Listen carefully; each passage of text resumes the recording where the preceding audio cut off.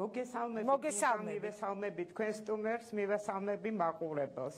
ინგა ძალიან შემაშფოთებელია ჩემთვის ეს ფაქტი და შემაშფოთებელია ის, რომ 4 დღის განმავლობაში არ აღმოჩნდა ხელისუფლების არც ერთი წევრი, არც ერთი მინისტრი, არც ერთი დეპუტატი, რომელიც უბრალოდ ადამიანურ წუხილს გამოხატავდა მომხდარი ფაქტის გამო და თანაგრძნობას გამოუცხადებდა ამ ადამიანს და მის მეუღლეს.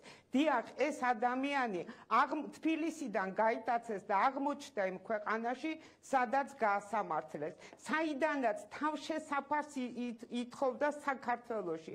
დიახ, საქართველოში ის იყო სტუმარი, მეტიც ის იყო ხიზანი და საქართველოს ხელისუფლებას მან ანდო თავისი სიცოცხლე და თავისი ოჯახის დაცვა. ინგა, დიახ, რა თქმა უნდა, დღეს ეს ადამიანი, როდესაც ლაპარაკობს და საქართველოს ხელისუფლებას ადანაშაულებს მის გატაცებაში, ეს არის ძალიან დიდი ტრაგედია.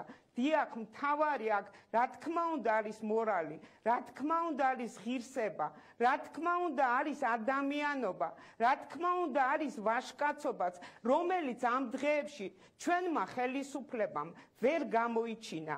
არ გამოიჩინა და უფრო მეტიც შემიძლია ვთქვა, რომ მათი განცხადებები სულ ყოველდღიურად გვიმტკიცებს იმას, რომ ხელისუფლება ან შეგნებულად დუმს, ან თანამონაწილეა ამ საშინელი ფაქტის.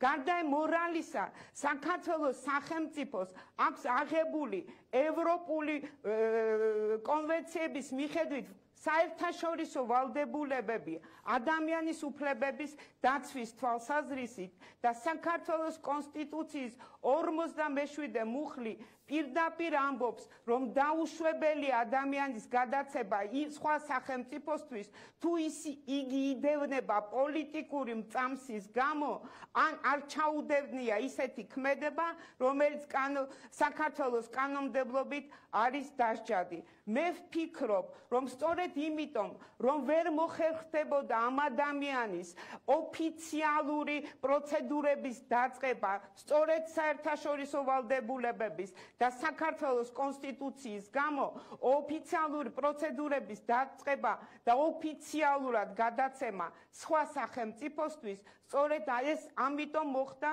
რომ ეს ადამიანი სრულად ლაჩრულად საქართველოდან გაიტაცეს. საქართველოს ხელისუფლების კვალს ხედავთ, ოფიციალური სტრუქტურების კვალს ხედავთ ამაში, რადგან ფიქრობთ, რომ ძალიან მინდა რომ არ დავინახო, ძალიან მინდა რომ არ დავინახო, მაგრამ არც ერთი თანამდებობის პირი ვერ მიმტკიცებს იმას, რომ მათ მიღმა ვინმეს არაოფიციალურად არ დაუკვეთია ეს გატაცება. კიდევ რაღაცა მინდა ვთქვა, ინგ აუცილებლად მინდა ვთქვა ჯეჯელავასთან დაკავშირებით. არა იმიტომ, რომ ის არის ვიცე-პრემიერი, ის პირველ რიგში არის საქართველოს განათლების მინისტრი, ხოლო განათლება კი მთავარი არის, რომ ნიშნავს ცოდნასა და ღირებულებებს. ეს ადამიანი თვითონ უნდა იდგეს ადამიანური ღირებულებების, ადამიანის სიცოცხლის, ღირსების დასაცავად და როდესაც ასეთ ცინიკურ, უდიერ დამოკიდებულებას ვხედავთ